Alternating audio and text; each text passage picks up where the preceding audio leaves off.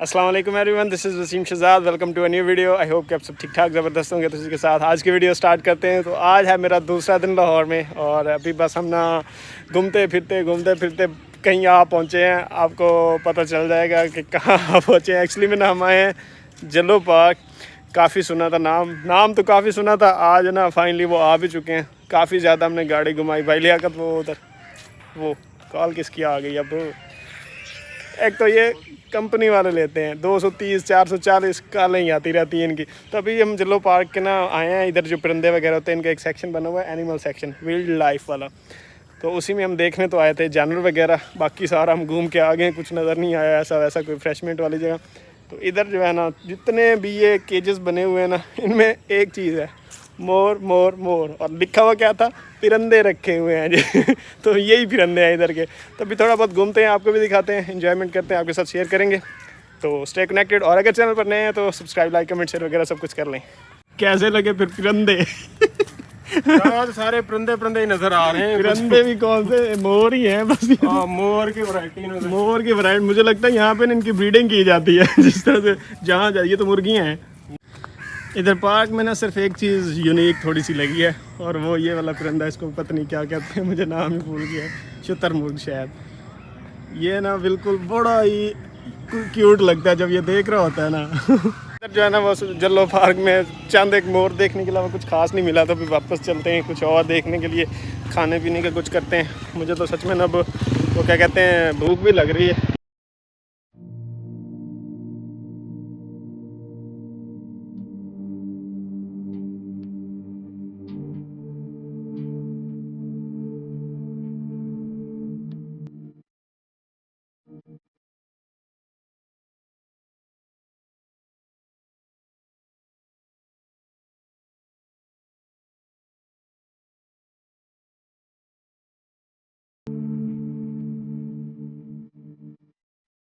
ये हम आए थे इधर बटरफ्लाई पार्क में। ये कुछ व्यू है इसका, खूबसूरत है, सब कुछ है, लेकिन बटरफ्लाइज नहीं है। वो ना बंद पड़ा है, पता नहीं बटरफ्लाइज ख़त्म हो गई हैं या क्या मसला। जो भी है बहरहाल वो नहीं रही, शायद मेरी किस्मत में नहीं है। जब भी किसी जगह घूमने जाते हैं ना तो कोई ना कोई चीज़ आगे से जो देखने जाते हैं ना वो बंद होती है। तो बस ना, लेकिन पार्क खूबसूरत है, बहुत प्यारा बनाया हुआ माशाल्लाह से। ग्रीनरी भी है, मेंटेनेंस भी है, अच्छे अच्छे खूबसूरत से फूल भी हैं, यानी कि हर चीज़ है। लेकिन जो चीज़ होनी चाहिए थी बटरफ्लाई, वो नहीं है।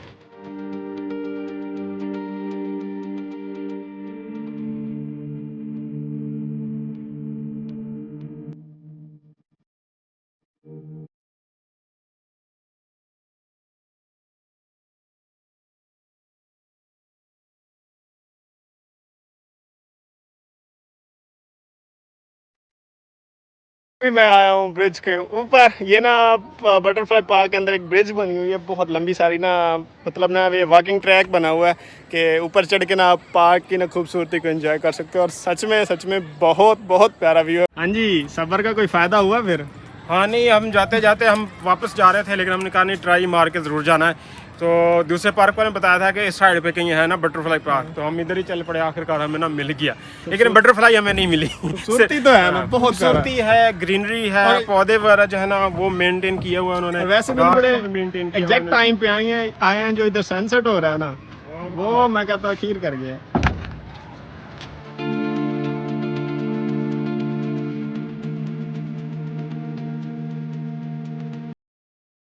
हाँ जी, तो वापस हम आ गए थे घूम फिर के और शाम हो चुकी है। तो वापसी पे ना हमने ये वाले ना बड़े कोई फेमस भाई खड़े थे, बहुत रश था उनके पास। दही भल्ले है ना, ये दही भल्ले, ये वो पंजाब यूनिवर्सिटी के जो हॉस्टल्स वाला गेट है ना, उसके सामने खड़े होते हैं, बरकत मार्केट वाले चौक में के साथ। बड़ा ही रश था, तो हमने भी लिए थे। तो अभी आ गए घर और ये खा के ना टेस्ट करके देखें कि ये कैसे हैं। ये भी तो कहीं नफीस दही भल्ले वाले की तरह। हाँ, अभी टेस्ट करते हैं, ये खाते हैं कि ये नफीस दही भल्ले वाला सीन ना हो तो अच्छे ही होंगे। बताया ना कैसे हैं।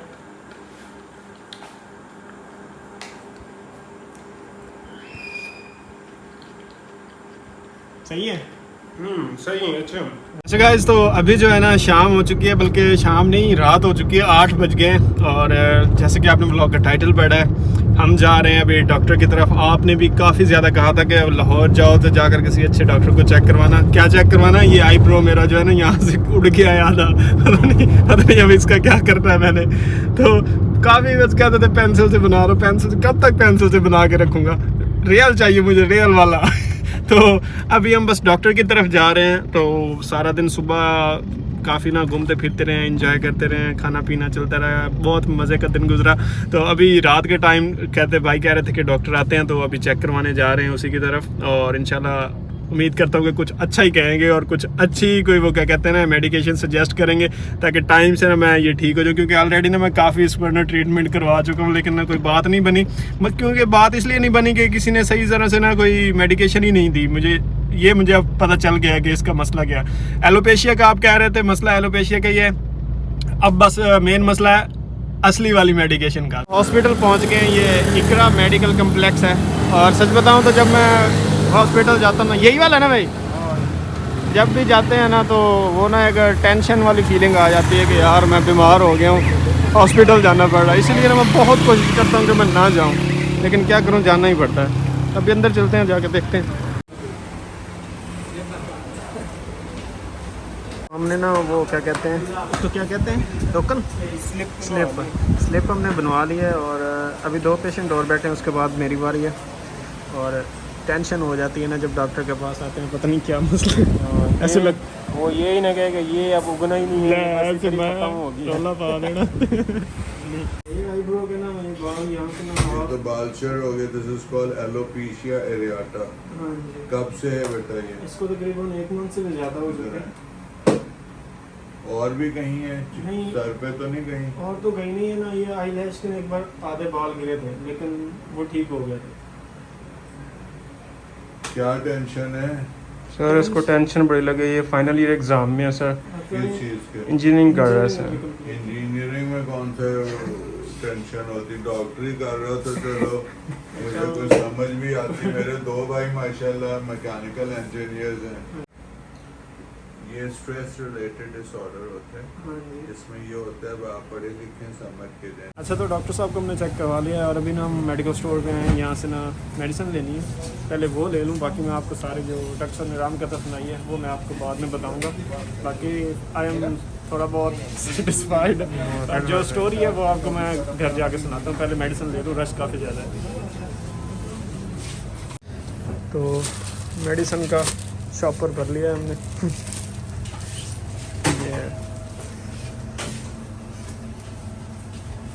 तो अभी घर चलते हैं और मैं आपको सारा बताता हूँ कि डॉक्टर ने क्या कहा है।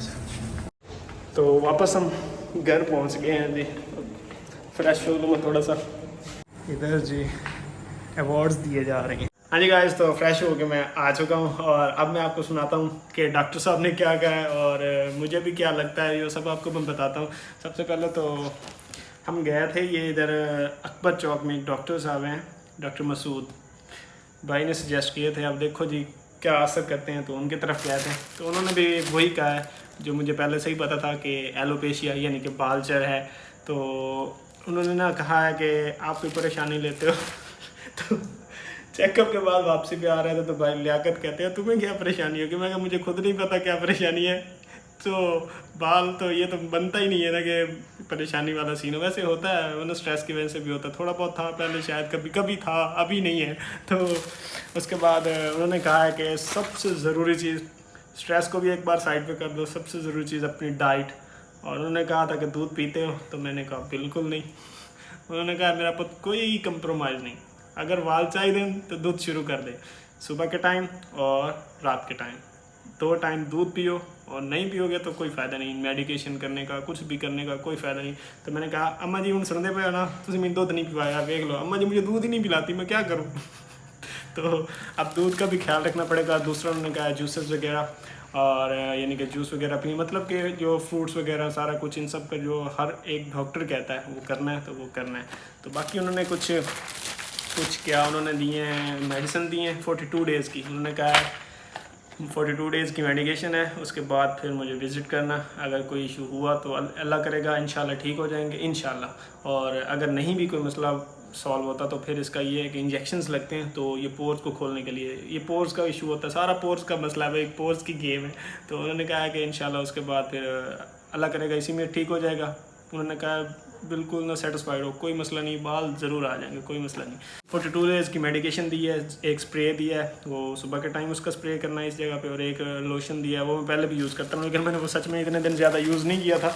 प्रोवेट आई थिंक उसका नाम है, तो वो मुझे पहले भी याद है। तो वो दिन के यानी एक शाम को लगाना है, एक दिन को लगाना है। उसके बाद ये मेडिसिन है, डेली की एक मेडिसिन लेनी है, और ओवरऑल अपने डाइट का ख्याल रखना है, परेशान नहीं होना, हमेशा खुश रहना है, जो कि मैं हूँ। वो मुझे परेशानी नहीं है कि मैं परेशान हूँ, लाइन्स उल्टी सीधी हो गई हैं, चलें छोड़ें।